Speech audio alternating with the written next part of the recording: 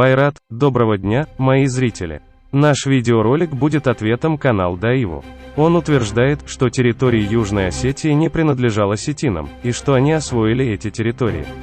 Также некоторые грузины утверждают, что южные осетины-двалы – это не осетины, а грузины, которые ассимилировались с осетинами, так как территория Южной Осетии, всегда жили двалы, и у грузин на это нет ответа и хотят их переписать грузинскому обществу.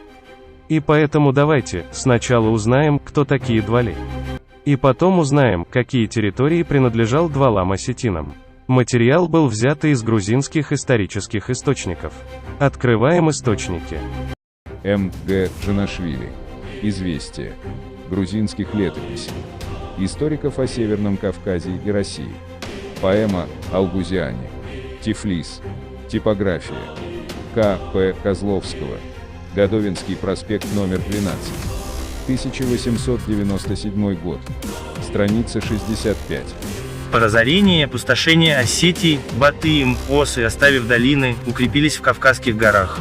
После того, как Осетия была опустошена, осы поселились в горах Кавказа. Осетия стала называться Черкесией или Кабардой, а горы Осетией.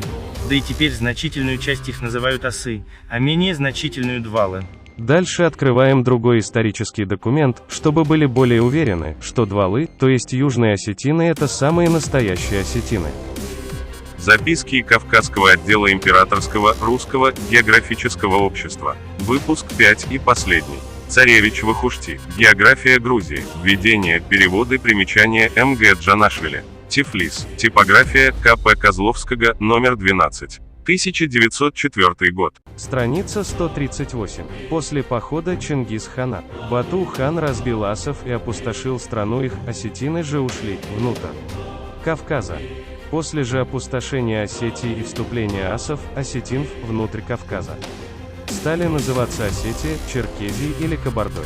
Находящиеся в горах Кавказа по имени вступивших асов, осетинов, Осетии, ибо и теперь знатнейших из них называют асы, осетины, а прочих незнатних опять дваламы. Вот и разобрались с двалами и узнали, что они самые настоящие осетины. И это нам показал самые грузинские исторические документы. Так что, наши так называемые благородные соседи, оставьте нас в покое, не делить нас осетин, и прекратите распространять лживую информацию. Теперь давай узнаем, территории Южной Осетии принадлежали осетинам или не принадлежали. Также открываем грузинские исторические документы. Национальная академия наук Грузии, Комиссия по источникам, История Грузии и Национальный комитет историков Грузии. Картлис Хавреба. История Грузии. Издательство Артануджи, Тбилиси, 2008 год. Главный редактор, академик Роин Митревели, редакционная коллегия М. Д. Абашидзе, З. Н. Алексидзе, академик, Т. В. Гамкрелидзе, кандидат исторических наук, Б. К. Кудава, академик, М. Д. Ларткипанидзе, академик, Д. Л. Мусхилишвили, М. А. Шанидзе. Глава 4. Приход персов в Картли и царствование Мириана, сына Хосрова.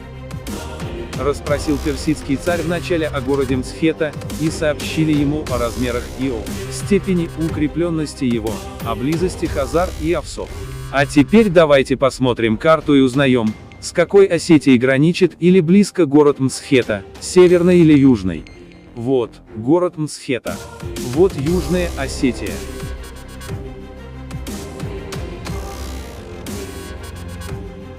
А вот Дариал и Северная Осетия. Как видно, Мсхета близко южной части Единой Осетии, то есть Южной Осетии, а не Северной. Поэтому грузины должны вернуть нам эти территории, которых оккупировали еще во время монгол и Тимура, и уже 18-19 веков, во время Кавказской войны, то есть, пока осетины воевали, наши благородные соседи, грузины, осваивали территории Осетии. Дальше открываем другой исторический документ, чтобы мы были более уверены, что эти территории были нашей, так как один источник может ошибиться. Но уже два исторические источника, которые подтверждают один, то это уже не ошибка, а истина. Поэтому открываем другой исторический источник и... Записки Кавказского отдела Императорского Русского Географического общества. Выпуск 5 и последний. Царевич Вахушти. География Грузии. Введение, переводы, примечания М.Г. Джанашвили. Тифлис. Типография К.П. Козловского, номер 12. 1904 год. Ущелье, которое описали вместе с Картлей, также принадлежит Двалетии, Двалам. Но так как картлийские цари прочно овладели ею, то назвали измененным именем Хэви, ибо это Хэви ущелье прекрасное. Вот второй грузинский исторический документ подтвердил, что эти территории ранее принадлежали южным осетинам Двалам, и потом грузинские цари овладели ими и называли Хеви, и чтобы мы осетины этого не сказали, они начали присваивать и Двалов, так как у грузин на это ответа нету, и они подумали, давайте присвоим Двалов, и потом их территории будут наши. Но мы южные осетины Аланы, Двалы, Таври, так просто не сдаемся, поэтому я как южный осетин, потомок Урствалов, Двалов, Тавров, чистокровный, Ир, Алон, короткое время выучил самых грузинских исторические документы и оказался, что Двалы, те же Твалы и Таври, есть самые настоящие осетины, древние Кавкасиони Ири, Эри, чьей страна была от Кахети до Кухети и назвался их страна Эрети, Эрети, со столицей Сак, который нам вспоминает скифских племен Саков, и мы осетины живем, и в севере и в юге на наших территориях, и даже нам должны грузины еще, наши территории, которые до тех пор оккупированные ими. А как вы думаете, мои зрители? Оставьте свое мнение в комментарии и не забудьте подписаться, ставьте лайки. Это очень важно для развития канала.